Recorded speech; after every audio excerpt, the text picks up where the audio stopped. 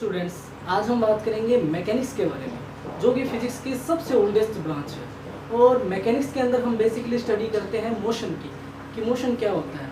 तो बेसिकली अगर हम बात करें तो इस मोशन ने हमें बहुत परेशान किया। जैसे जैसे इंसान इंटेलिजेंट होता गया, वो चीज़ों को ऑब्जर्व करता गया, तो हमने अपने आसपास की चीज़ों को ऑब्जर्व करना शुरू किया। तो उन्हीं चीज़ों के बिहेवियर को जब हमने स्टडी करने की कोशिश की तो एक चीज़ हमारे सामने निकल के आई, वो थी मोशन। तो हमारे जहन में ये बहुत सवाल बार बार उठा कि मोशन है क्या। बेसिकली जब भी हम चीज़ों को चलता हुआ देखते थे, जब किसी चीज़ का एक पर्टिकुलर मोशन देखते थे, तो हमारा सबसे बेसिक क्वेश्चन ये होता था कि ये मोशन हो क्यों रहा है और इस मोशन के पीछे का कोज क्या है, क्या रीज़न है इस मोशन के पीछे का। तो उन्हीं सब चीज़ों की बात करेंगे हम अपने इस इंट्रोडक्शन वीडियो के अंदर, और इसी के अंदर हम आगे चलते जाएंगे, जिसके अंदर हम फोर्स, वेलोसिटी और डिफरेंट चीज़ों की बात करेंगे, जैसे कि आपको एक अंदाज़ा हो, आइडिया हो कि कैसे हमने शुरुआत करी इन सब चीज़ों को पढ़ने के लिए। तो हमें ये पता था कि अर्थ की शेप जो है वो है स्फेरिकल, और हमने ये भी ऑब्जर्व किया कि अगर हम किसी चीज़ को ऊपर से फेंकते हैं तो वो अर्थ पर ही आकर गिरती है, और अगर हम किसी चीज़ को नीचे से फेंकते हैं तो वो भी ऊपर जाकर अर्थ पर ही आकर गिरेगी। तो इन सब चीज़ों से हमने एक कंक्लूज़न निकाला कि अर्थ जो है वो चीज़ों को अपनी ओर अट्रैक्ट करती है। अगर आप ऊपर से भी किसी चीज़ को गिराओगे तो वो भी अर्थ के ऊपर ही गिरेगी, और अगर नीचे से भी किसी चीज़ को फेंकोगे तो वो भी वापस आकर अर्थ पर ही गिरेगी। तो इससे हमने यही कंक्लूज़न निकाला कि जो अर्थ जो है वो चीज़ों को अपनी ओर अट्रैक्ट कर रही है। तो यहाँ से जब हमने ये कंक्लूज़न निकाल लिया तो हम इससे फर्दर वन स्टेप और आगे बढ़े।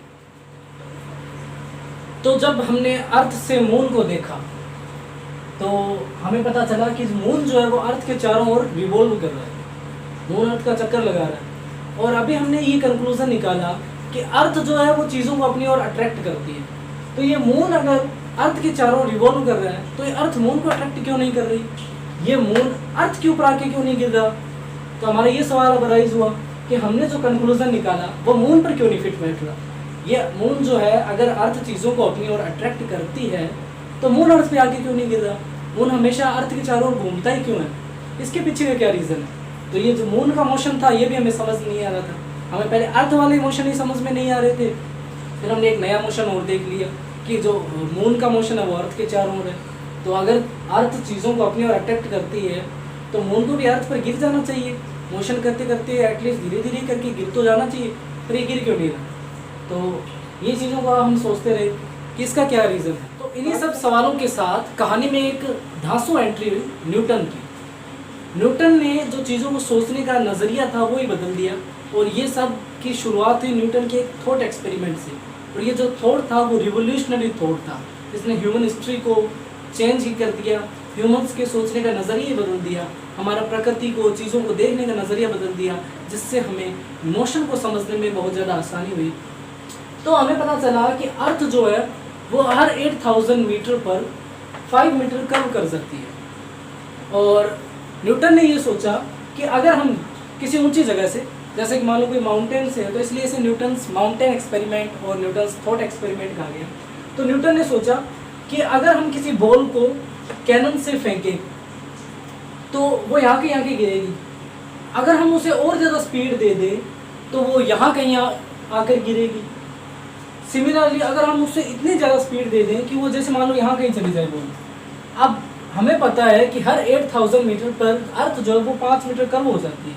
तो मान लो अर्थ बॉल इतनी आगे चली गई अर्थ से कि वो जब नीचे गिरे तो यहाँ पर जब वो अर्थ पर गिरने लगे तो उससे अर्थ की सरफेस ही ना मिली, अर्थ की सरफेस जो है वो तो कर्व कर गई जैसे ही आगे गई। तो बॉल यहाँ से आगे चली अर्थ पर गिरने के लिए, ये नीचे नहीं गिर रही है। आप ध्यान से देखिए कि बॉल जो अर्थ पर गिरने की कोशिश कर रही है, अर्थ से नीचे नहीं गिर रही है, अर्थ चीज़ों को अपनी ओर अट्रैक्ट करती है। तो आगे गई बॉल, तो आगे 8000 मीटर और चली या फिर उससे ज़्यादा आगे मीटर चली तो अर्थ तो और कर्व कर गई, बॉल को यहाँ भी अर्थ नहीं मिली। सिमिलरली बॉल और आगे गई तो यहाँ भी उसको अर्थ नहीं मिली। तो इस प्रकार से बॉल जो है वो अर्थ के चारों ओर रिवॉल्व ही करती रहेगी, बॉल कभी भी अर्थ पर नहीं गिरेगी। और ऐसा क्यों, ऐसा हम समझ गए, बॉल हमेशा अर्थ पर गिरना चाहेगी लेकिन इसे अर्थ की सरफेस नहीं मिलेगी, तो इस कारण ये अर्थ के चारों ओर रिवॉल्व करने लग जाएगी। और जैसा कि हमें पता है कि मून जो है वो चारों ओर अर्थ के रिवॉल्व करता है, और ये मोशन भी बिल्कुल वैसा ही है।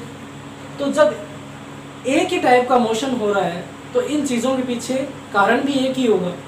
तो हमने ये कंक्लूजन निकाला कि अर्थ चीज़ों को अपनी ओर अट्रैक्ट करती है, हमारी ये कंक्लूजन सही निकला। और साथ ही हमें ये पता चला कि जो चीज़ इस बॉल को अर्थ के चारों ओर घुमा रही है वही चीज़ मून को भी अर्थ के चारों ओर घुमा रही है। यानी कि इन दोनों मोशन, ये सेम ही मोशन है, इस मोशन के पीछे जो चीज़ है वो एक ही है। और इस चीज़ का हमें आगे जाके पता चला कि वो है ग्रेविटी। और इन सब चीज़ों के बारे में हम आगे बात करेंगे। खैर ये एक छोटा सा इंट्रोडक्शन वीडियो था, आगे हम इन सभी चीज़ों के बारे में पूरे एक्सपेंड व्यू में बात करेंगे इन सब वीडियोस को। और आगे हम ऐसी वीडियोस आपके लिए लाते रहेंगे जिससे कि चीज़ों को सोचने का नज़रिया आपका बदले, आपको पता चले कि कैसे साइंटिस्ट ने इन चीज़ों को खोजा, कैसे उन्होंने चीज़ों को सोचा था, ताकि हम भी चीज़ों को उसी नज़रिए से देख सके और जो हमारा अंडरस्टैंडिंग व्यू है वो बढ़ सके। Thank you.